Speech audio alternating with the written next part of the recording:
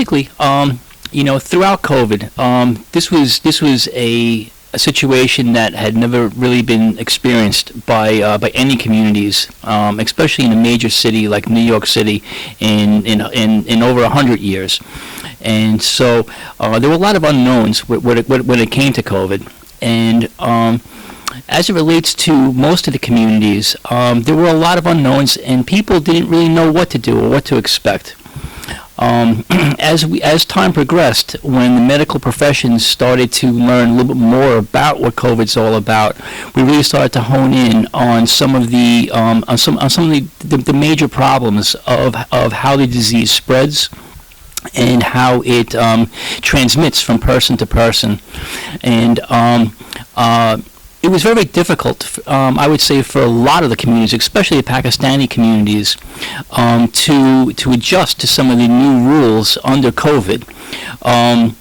Self-isolation is one of the first things. People in general want to be with other people, and to be told that you can no longer gather is something that's very alien to most people. And I honestly believe that most people in the beginning were okay with it, but after the weeks and the months went by, there tends to come a point where you say, listen, I want human contact. Many of the faith leaders, especially in the Muslim communities, they realize, understand that coming together for prayer is one of the most important things that you can do. And to not be able to go to a mosque and worship with others is definitely going to be an alien thing. I applaud the Pakistani community for their efforts in restraining from going to mosques, especially during the high prayer times. That had to have been a difficult situation for all people, and not just Muslims, not just Pakistanis, but for all communities, especially communities that, like I said, want to gather together and want to be part of a community. Because what is a community if you have to stay your entire time in your house? So I said, I applaud all those who understood or didn't understand why they were doing it, but did it for the safety of others. In the beginning, we saw that a lot of the communities were definitely complying in the first couple of weeks. But as the weeks went on, it became more and more difficult. The Pakistani community, I think, did an amazing job. I personally did not get many complaints at all from the Pakistani community as far as any type of violations or any rule violations from either the mayor's or the governor's executive orders, which were very difficult, as I said, for people to understand right away, especially in the beginning, when we didn't really realize the scope of the matter. But I do believe that as people started to see relatives, friends, and family members going to hospitals, and then not being able to see your family member at a hospital who is in critical or even worse condition, that's going to take a toll on people for many, many years to come. I personally know a few people in the Pakistani community who lost loved ones, and to not be able to grieve, that this is something that's completely alien to us as human beings, and as communities. There were several incidents where the hospitals were so overrun with people that they were at over maximum capacity, and people were actually had to be turned away. And again, that was another thing that was exemplary when people, especially the leaders of the Pakistani community that we reached out to in order to help to calm people down and to make them understand things. I thought our communication worked fantastic.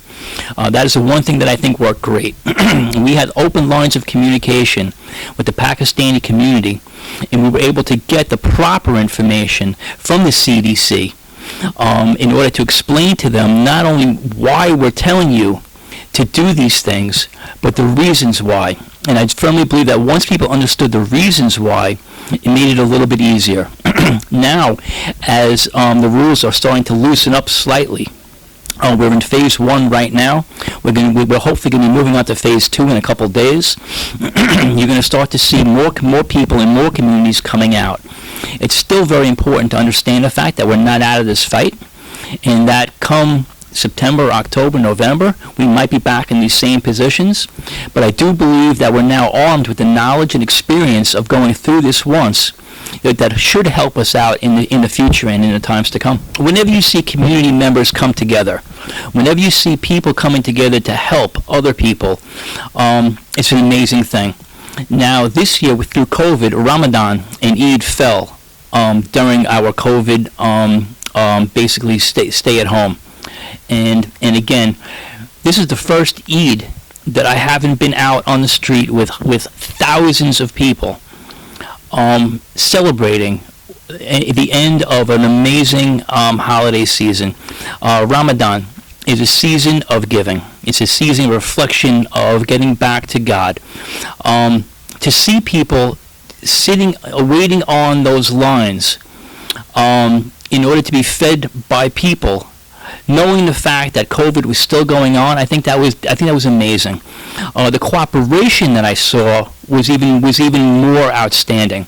To see people socially distancing themselves on the line after fasting for an entire day, knowing the fact that I am very hungry, I haven't eaten all day, I haven't drank in all day, and now I have to wait on line, and I have to be orderly, and I have to separate by 6 feet.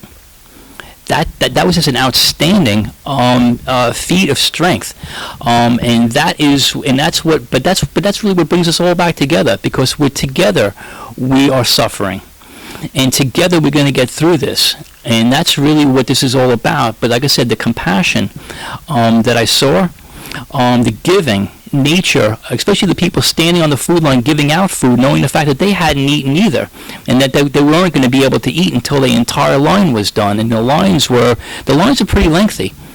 And as I drove past, right down here on Coney Island Avenue, I was driving past, and just to see everyone staggered in 6-foot increments. As I said, knowing how hungry these people are, and at their end, and they're trying to break their fast, I thought that was absolutely outstanding.